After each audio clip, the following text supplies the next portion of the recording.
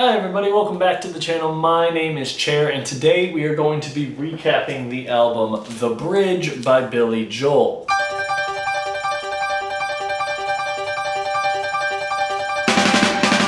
Now, as always, as I ask, please make sure to like, comment, and subscribe to the channel because it does mean a lot for our numbers here. But as usual in this series, we rank each album in three categories: the context behind the creation of the album, the songs on the album itself, and finally the album cover.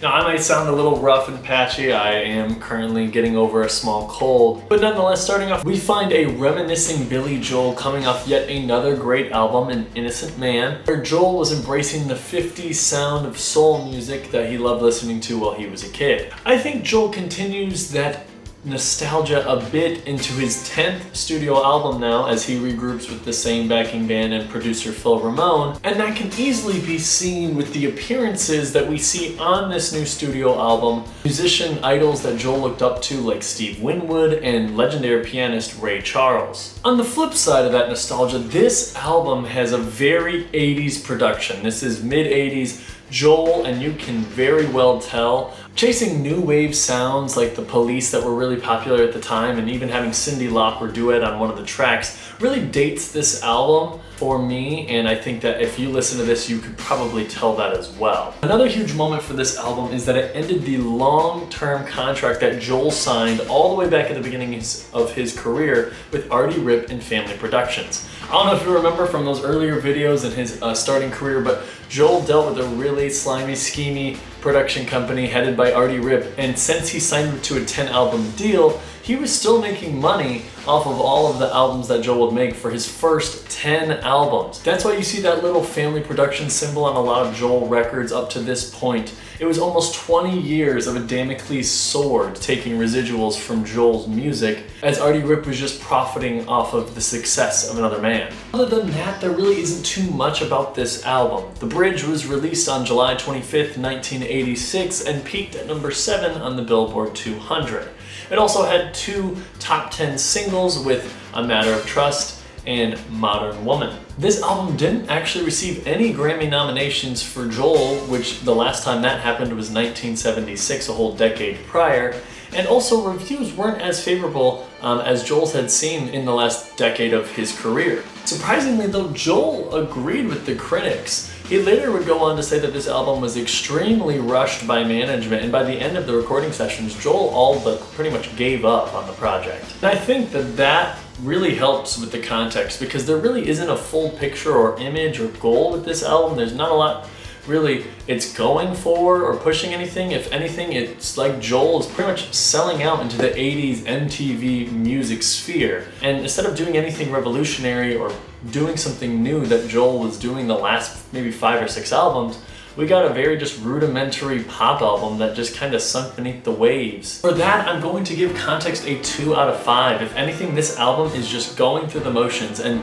luckily Joel has enough skill to make something sound decent, but nothing more than that really when it comes to this one. Talk about sounding decent, we are now onto the song category, and how did those fare? Well, the album does kick off with a nice fast-paced track. I think Joel has a good history of starting off an album strong.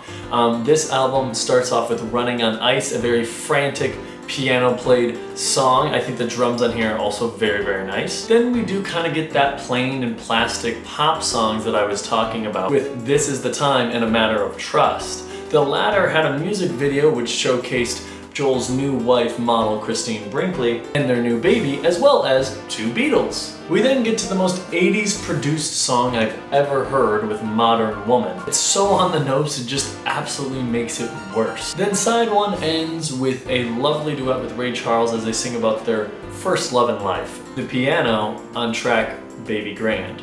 Side 2 kicks off with Big Man on Mulberry Street, a shout out to a road in Little Italy in New York, which kind of mixes the jazz sound that Joel is used to with that kind of more 80s style production. We then get Temptation, which I can't tell if it's a track about Joel's new wife but it's a pretty mediocre number. Code of Silence follows, which was the aforementioned duet with Cyndi Lauper, and it's not a bad pop track, but it does run a little too long. It doesn't really go anywhere for me.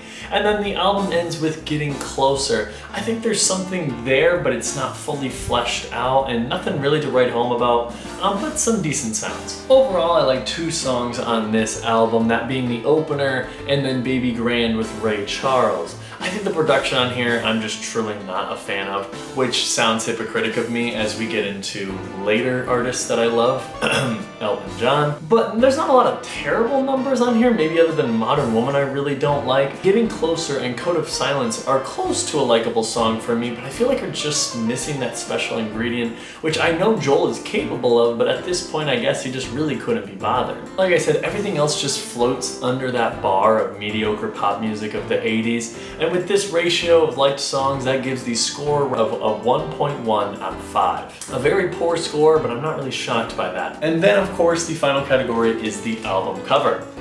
It's a blue square. That's pretty much all it is. Apparently there's a tiny little Joel on top and it's supposed to be a bridge, but it's a blue square. It's the Blue Album. I really couldn't find anything on the inspiration of this album cover, and nor do I really care at this point.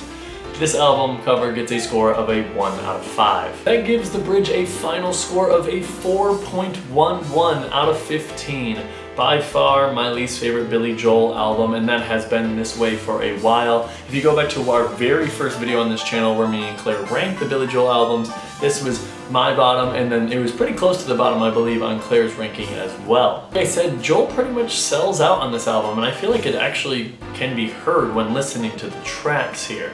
We've seen him be so great and capable of making good music with the same band and producer he has had for pretty much the last decade, and chooses not to do it. I think that's what makes it even worse. This score, when compared to Joel's discography, does make it his lowest ranked album we've had in the series so far, even lower than Street Life Serenade, a similar Joel's career where he was pretty much checked out. But something even more shocking is this score not only makes it the lowest ranked Joel album, but the lowest ranked album in this series in its entirety so far, as the score drops below Andy Williams' Day of Wine and Roses. So because of that being the worst album in the series, I'm gonna actually create a new title for the worst album ever in our series called the Plastic Waffle Award, and the bridge absolutely deserves it. I think I have this more than anything just to have Joel's entire discography.